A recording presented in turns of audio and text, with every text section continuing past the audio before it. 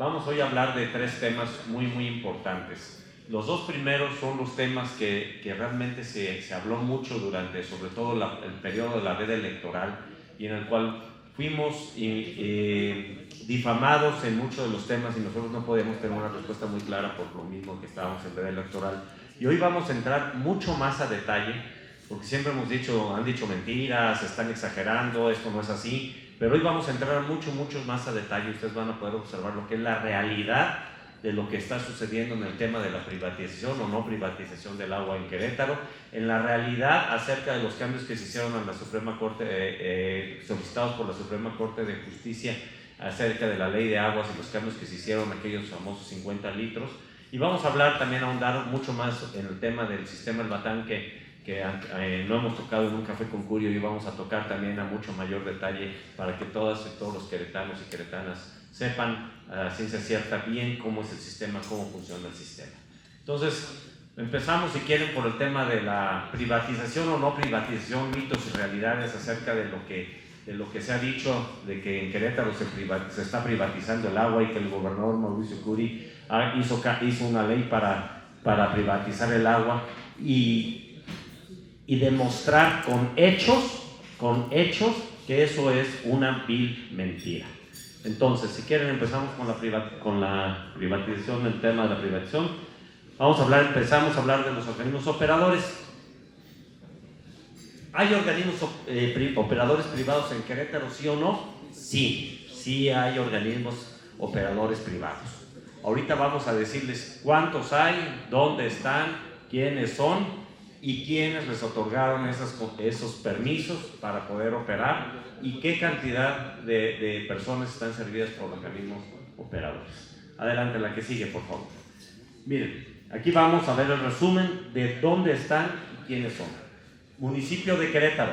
Tenemos los que ya conocen ustedes, por ejemplo, Aqua, que atiende el refugio, Hacienda El Campanario, que por cierto, Hacienda El Campanario, ya estamos retomando nosotros como Estado esa concesión que fue dada por Conagua.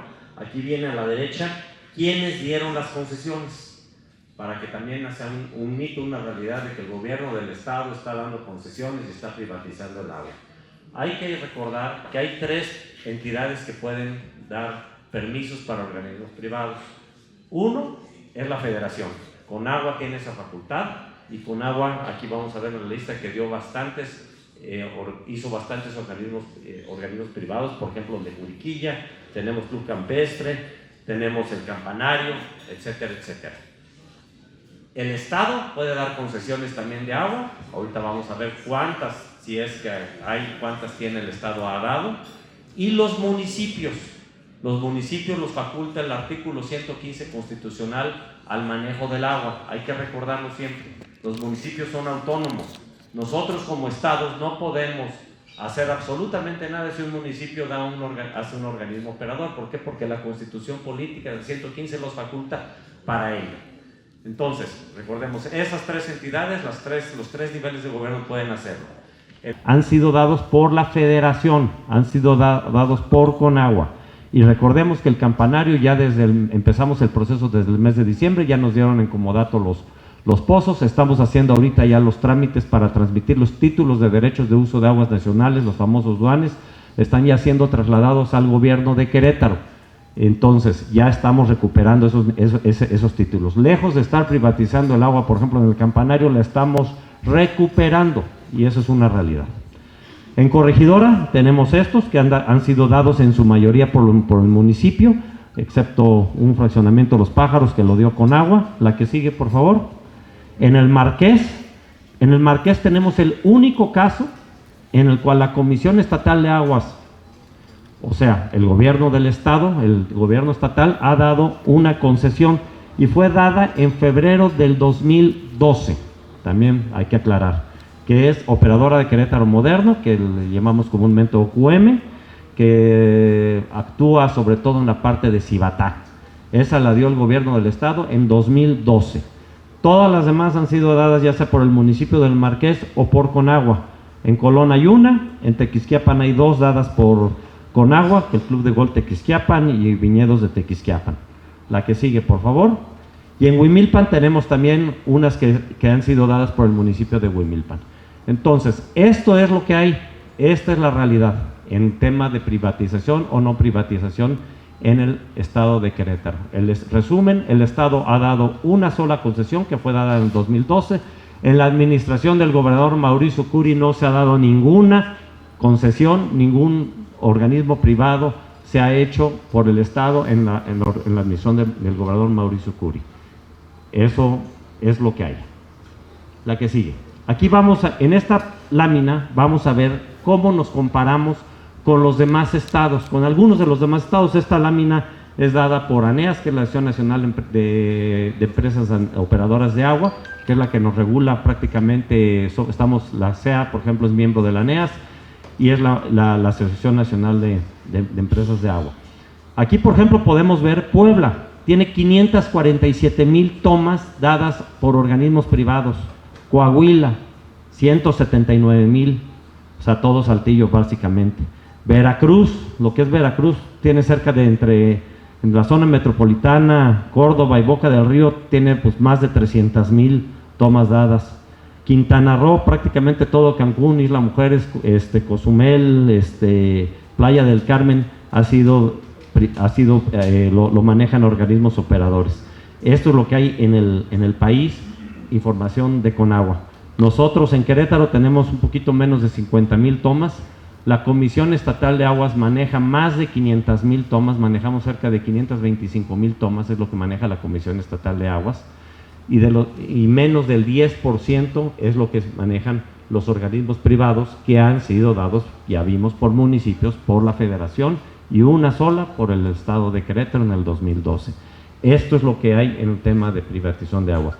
Es importante ver que, pues, por ejemplo, todos Veracruz, Coahuila, Quintana Roo, pues realmente pues, son gobernados por los partidos que están diciendo que no se debe privatizar el agua, y que nosotros estamos de acuerdo en que no se debe privatizar el tema del agua potable. Entonces, ahorita si quieren al rato en las preguntas y respuestas contestamos acerca de este tema de privatización de agua. La que sigue. Vamos a hablar ahora al tema de lo que es la reforma a los artículos 74, 75 y 117 de la ley que regula la prestación de los servicios de agua, alcantarillado y demás en el estado de Querétaro. Los famosos 50 litros y el mito también de que se habló durante todo el proceso electoral de que íbamos a dar nada más 50 litros de agua a cada habitante, pues porque lo íbamos a hacer así. Esta ley se tuvo que reformar porque la Suprema Corte de Justicia manifestó que a la ley le faltaba incluir eso, o sea, fue una recomendación de la Suprema Corte de Justicia. ¿Y qué fue lo que se reformó? Se reformó que en escasez extrema o una emergencia que impida suministrar el servicio normal, a cada habitante se le tiene que garantizar por lo menos 50 litros para su consumo humano. Esto es para garantizar el derecho humano al agua. Esto es lo que la OMS y lo que los organismos internacionales dicen que es lo mínimo indispensable para que una persona pueda tener una vida digna en tema de agua. 50 litros por habitante es poco, sí, podemos ver que es poco, si no, no es mucha agua.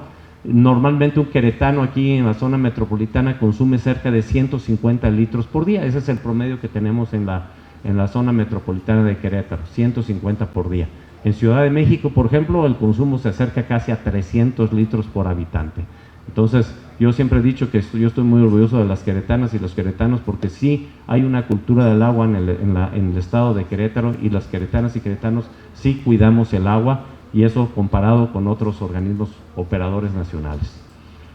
También se manifiesta en la reforma de los artículos que en el caso de atraso de pago de hasta por 2 meses, se puede limitar el servicio hasta 50 litros. O sea, esto es una protección también para la ciudadana y el ciudadano que por alguna razón económica, porque pues se quedó sin chamba, por algún tema complicado que pase en el tema de su economía, no pueda pagar el servicio de agua, se le tiene que garantizar que por lo menos tenga el servicio. Esto muy a diferencia, por ejemplo, de la luz, que todos recibimos el recibo de la luz, y pues tenemos pánico porque si a los 2 o 3 días no lo estamos pagando, pues sabemos que nos va a caer la guadaña y que nos van a cortar la luz inmediatamente, y vamos a tener que ir casi persiguiendo al cuate que la cortó para pedirle por favor que no la corte, y tener que pagar una reconexión. En el caso del agua, la ley ahora nos dice que no podemos hacerlo, que tenemos que garantizar por lo menos que haya una limitación en el servicio hasta 50 litros, que técnicamente también es complicado, es otro tema también muy complicado porque no es fácil poder hacerlo técnicamente, de hacer esa limitación. La que sigue, por favor. Entonces, esta reforma que se hizo, no se hizo para que la gente se quedara sin agua, totalmente lo contrario, se hizo para garantizar, que lo mandata el artículo 4 constitucional de la Constitución mexicana, que habla del derecho humano al agua. La Organización Mundial de la Salud, aquí a la derecha, la que los mandó, nos dijo que por lo menos 50 litros de agua tenían que ser dados por día. Vivimos la peor sequía de los últimos 25 años en el estado de Querétaro, justo la acabamos de vivir ahora hasta el mes de junio que empezó a llover, y no se limitó el agua a nadie, no se tuvo que llegar a estos niveles de hacer 50 ni 100 litros ni nada, se mantuvo la libre demanda a los consumidores. La gente que quería consumir 150 litros los consumió, los que quería consumir los 200 litros los consumió por habitante. Entonces, nada más alejado de la realidad. Ya vivimos la situación de la extrema sequía y no se hizo. Entonces, por favor, a los medios de comunicación y a toda la población en general, no se dejen engañar de que esto se hizo precisamente para dañar a la gente o para limitar a la gente. Y también podemos revisar también otras leyes. Como sabemos, Querétaro es el único estado que no tenía una ley hasta que se hizo la ley de aguas.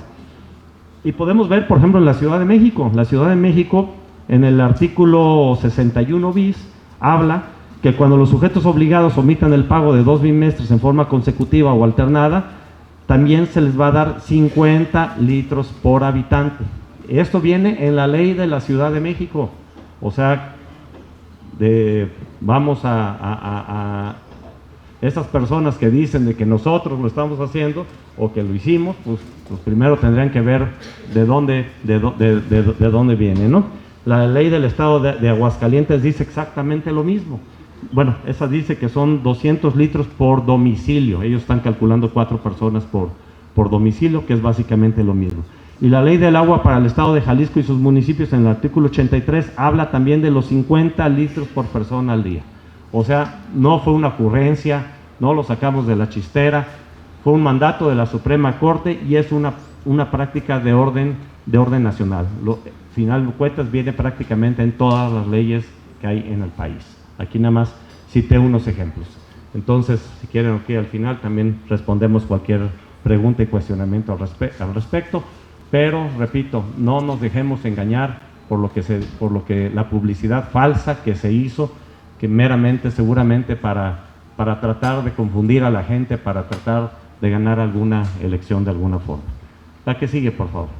Ahora vamos a hablar ya que quedamos con los temas de los mitos y realidades acerca de la ley de aguas, vamos a hablar de lo que es el futuro del agua para el estado de Querétaro, y que por instrucciones del señor gobernador hemos puesto manos ahora sí que nos hemos puesto a trabajar mucho para ver cuáles eran las alternativas, y que hemos ya centralizado y focalizado nuestra atención en lo que es el sistema El Batán como el futuro del agua para Querétaro. Como sabemos, Querétaro no fuimos bendecidos por tener una cantidad de agua muy grande, como lo es Tabasco, como Campeche, como muchos estados del sur de la República. Nosotros tenemos una escasez hídrica histórica. Lo ha dicho el gobernador varias veces, Los Arcos es un monumento a la escasez hídrica. Realmente no se hizo para que fuera bonita la ciudad, se hizo para llevar agua al centro de la ciudad de Querétaro. ¿Y por qué? Porque en el año de 1730 no había agua. Entonces, eso es una realidad. Empezó a haber agua cuando empezó a haber pozos. Sin embargo, los pozos ya no los estamos acabando. Poco a poco, año con año, los mantos acuíferos se van bajando. Y si no hacemos algo al respecto, no vamos a tener agua para las siguientes generaciones. La que sigue, por favor. La justificación. ¿Por qué se justifica un nuevo sistema de abastecimiento de agua para la ciudad de Querétaro, zona metropolitana de Querétaro? ¿Por qué? Porque la población ya está creciendo. Seguimos con una demanda de 4.43 metros cúbicos por segundo. Son 4.500 litros por segundo lo que se demanda en la ciudad de Querétaro aproximadamente. Y ya estamos llegando a tener un déficit, un muy ligero déficit. Entonces, no podemos, conforme pase el tiempo, ese déficit se va a ir haciendo mayor. Las matemáticas son muy sencillas. La población sigue creciendo. Crecemos a un ritmo aproximado de 120 habitantes por día. Esto implica que son 43.800 nuevos residentes. Estos nuevos residentes traen carros, ¿sí? Y por ello cada vez va a haber más coches, y lo ha dicho el gobernador mucho. De los 1978 había 80,000 o 100,000 coches, señor gobernador, no me acuerdo. ¿Mandé? 40,000 coches, y ahorita hay 800,000, casi 1,000,000 de coches. Imagínense, nosotros aquí en la Comisión Estatal de Aguas tenemos que dotar de servicio a 43,800 personas más cada año. Cada año. Nuestro acueducto 2, que nos ha sido muy benéfico para toda la zona metropolitana, tiene 1,500 litros por segundo, pero flat, o sea, parejos, no tiene más agua que eso. Los pozos, pues sí, se han incrementado algunas nuevas fuentes de abastecimiento, pero no es suficiente. Si no hacemos algo, en las siguientes generaciones vamos a tener serios problemas de agua. Eso es una realidad, y eso pues no es más que un tema básicamente matemático, ¿no? Hay más gente y tenemos las mismas fuentes de abastecimiento de agua que tenemos desde hace cerca de 10 años que se incorporó Acueducto 2. Entonces, ¿cuáles eran las soluciones? Pues la solución más fácil era traer agua de otro lado, hacer un Acueducto 3, pero lo que nos hicimos aquí en la Comisión Estatal de Aguas, y lo que hizo el gobernador Mauricio Curi, fue escuchar a la gente. Escuchar a la gente, ¿qué significa? La gente nos decía, a ver, ¿por qué traen agua de otro lado de 100 kilómetros, 120 kilómetros? Que realmente es un tema muy problemático. Si ya tienes agua en Querétaro, si el agua ya la tienes aquí, ¿por qué no aprovechan el agua pluvial, el agua que usamos las queretanas y queretanos todos los días? ¿Por qué no la usamos y la reusamos? Y realmente en el escuchar, en ese ejercicio de escuchar, fue cuando dijimos, pues sí, realmente, y en otros países se hace, sí, se hace en otros países. ¿Por qué no lo hacemos en Querétaro? Pues no sé, no, pues hay que hacerlo. Y entonces pusimos a las manos, nos pusimos a trabajar en el proyecto Sistema El Batán, Agua para Todos, y llegamos a la conclusión que eso era lo que necesita, porque ese es el futuro, el presente y el futuro del agua, no solo en México, sino en el mundo. El tema de la economía circular, el tema del reuso de agua. La que sigue, por favor. Entonces, ¿qué es el Sistema El Batán? El Sistema El Batán es un proyecto de que impulsa la economía circular. Ya estamos en el mundo de la economía circular pues desde hace algunos años. Pues en el agua no debemos de hacer algo distinto más que la economía circular, y es una iniciativa sin precedentes para la reutilización del agua. Entonces queremos reutilizar el agua, queremos tener una economía circular, queremos ser amables con el medio ambiente, sí. ¿Cuál es el objetivo? El objetivo del Sistema El Batán es un proyecto de abastecimiento de agua, que eso que nos quede bien claro. Lo que necesitamos es más agua en la zona, sobre todo en la zona metropolitana de Querétaro, para garantizar el agua para los próximos 30, 50 años a través de la regeneración del agua y aprovechando el agua pluvial en la zona metropolitana de Querétaro, para que con un tratamiento terciario podemos transformar esa agua en agua potable y poderla usar no 2 veces, 3, 4, 5, 7 veces si es necesario. ¿Cuándo vamos a dejar de usar el agua? Cuando ésta se evapore, o cuando alguien riegue un jardín y se absorbe en el subsuelo. Hasta ese momento vamos a dejar de reusar el agua. Entonces es un ejercicio muy dinámico. Y esta innovadora iniciativa, como les digo, no vamos a ser los primeros en hacerlo en el mundo. La tecnología existe. Se hace en ¿qué otros países? Se hace en Singapur, lo hemos visto en California, lo vemos ya en Texas, lo estamos viendo en países realmente avanzados y en países que realmente tienen una crisis y una necesidad de agua. No lo vamos a ver a lo mejor cerca del Amazonas, ahí no tienen problema de aguas, ahí no lo vamos a ver, ahí con 10 metros lo hacen, pero lo vamos a ver en lugares primermundistas donde tienen problemas similares al nuestro. La que sigue, por favor. Esta voy a pasar muy rápido porque lo voy a explicar en el otro, pero esto básicamente es cómo va el proceso. Esto lo voy a explicar más dinámicamente porque es mucho texto. Vamos a la que sigue y lo voy a decir lo mismo realmente en el sistema. Ahora, esto es muy gráfico, esto es cómo va a funcionar el sistema El Batán. ¿Cómo funciona realmente el sistema? El sistema empieza, a la que sigue, por favor, vamos a ponerlo, con estaciones regeneradoras de agua. Tenemos la estación regeneradora de agua 1, que es la que está ubicada en San Pedro Mártir, que esta estación la vamos a modernizar, le vamos a inyectar, le vamos a poner la mejor tecnología disponible en el mundo. Van a ser estaciones regeneradoras de agua con inteligencia artificial y con toda la tecnología, son sistemas de membranas, ozonificación, carbón activado, ultravioleta, todo lo necesario para que tenga la mejor tecnología del mundo, y vamos a llevarla a 1000 litros por segundo. El agua que va a salir de esa estación regeneradora va a ser un agua totalmente transparente, parecida prácticamente a las que tienen las botellitas de agua que están aquí. Y esa la vamos a llevar a la estación regeneradora 2, que es la planta sur, que es con la que ya empezamos ahorita a trabajar. Ya nosotros ahorita ya la primera etapa de este sistema es reacondicionar y rehacer la planta sur, meterla en la mejor tecnología del mundo para que cumpla evidentemente la norma oficial mexicana, la NOM 001-2021, que no la cumplía. Ya ahorita ya la va a cumplir, ya ahí se hizo ya se está invirtiendo. Esa la vamos a ampliar a 800 litros por segundo, esa la tenemos ahorita en cerca de 400, la vamos a llevar a cerca de 800.